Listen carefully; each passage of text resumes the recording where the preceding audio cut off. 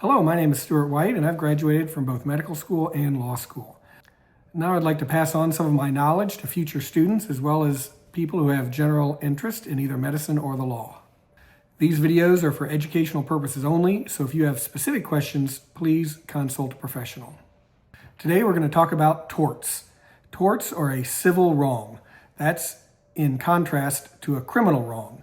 Criminal wrongs are things like burglary, arson, things where the police come after you. Civil wrongs are things that somebody does to somebody else. A tort is a willful act or omission that causes harm to someone or something.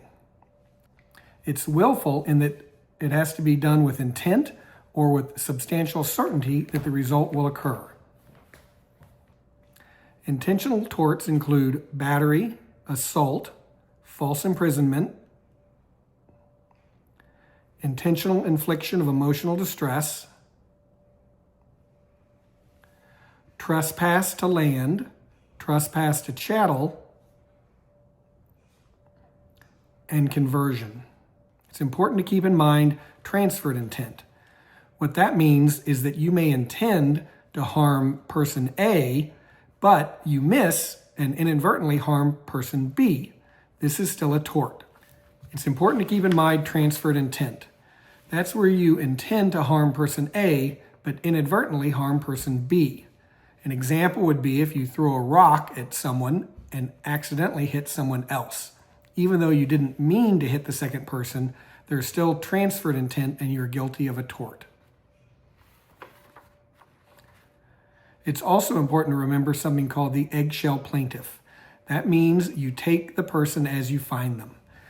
In other words, if you slap somebody on the back of the head and they turn out to have some condition where it causes significantly more harm than it would to a normal person, that's on you, not on them. You have to assume that everybody is made up of eggshells. Now, the one caveat to this is it has to be within reason. Reasonable contact is not a tort. That means bumping into people on the subway or tapping someone on the shoulder is not an assault, unless you have prior knowledge that that person is exceptionally sensitive to that. The act also has to be intentional. It doesn't really matter if you have a mistaken belief. If you intend to commit the act, then you've committed a tort. Now to review the specific torts. Battery is when you intentionally cause harm or offense to a reasonable person. The contact can be either direct or indirect. There was a case where someone grabbed a plate out of someone's hand. The court decided that the plate was an extension of the person. Another example would be if someone's walking with a cane and you grab the cane out from under them. In each of these cases, your contact was indirect, but you've still committed a tort. Assault is intentionally causing a person to have apprehension of immediate or imminent harm or offense through either direct or indirect contact. Assault and battery often go together, and a lot of people confuse these two. False imprisonment is the intent to restrain somebody to a specific area. The person must know that they're being restrained or they must be harmed. The restraint has to be for a specific amount of time. It can't just be for a few seconds or a minimal amount of time. Ways to restrain people can not only be physical, but they can also be through threats, through moral coercion, such as if somebody's changing in a bathroom and you take their clothes away and they can't leave.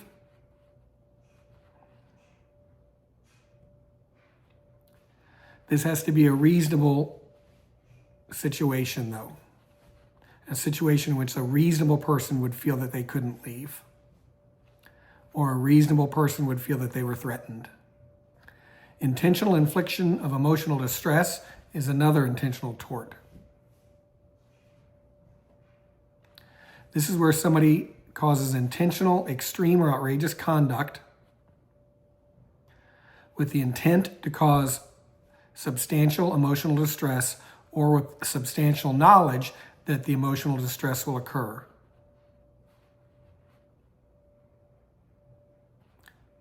Such as if they act recklessly, which then causes the emotional distress.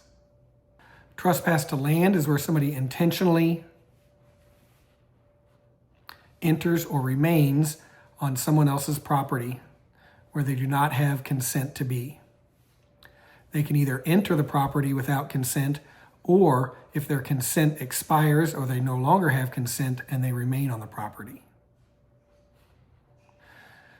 A famous Supreme Court justice once said that even if a single blade of grass is disturbed, a trespass has occurred. What that means is that you don't have to cause any significant damage to the property or do anything other than just be there without consent. Trespass to chattel is the intentional interference with someone else's property. This means that you interfere with their use and enjoyment of the item or property. You can also interfere in a way that decreases the property's value. This is generally personal property as opposed to real property, which is land. Conversion is a more serious form of trespass to chattel where you cause severe damage such that the item or property is no longer useful or no longer has any significant value. In that case, you're responsible for reimbursing the person for the property that you've damaged or caused to be unusable. There are several defenses to intentional torts, which we'll go over in the next video, but just to give you a summary, some defenses include things like self-defense of yourself or others, self-defense of your own property or other people's property within reason, necessity, which can be public or private necessity,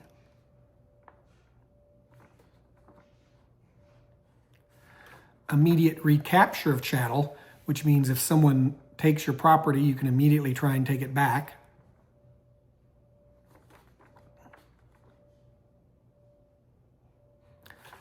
Arrest by a police officer or other official, as long as they act reasonably.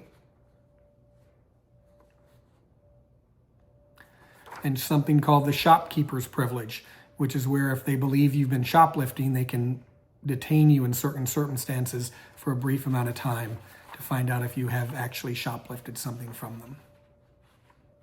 Please remember that these videos are for educational purpose only or for entertainment.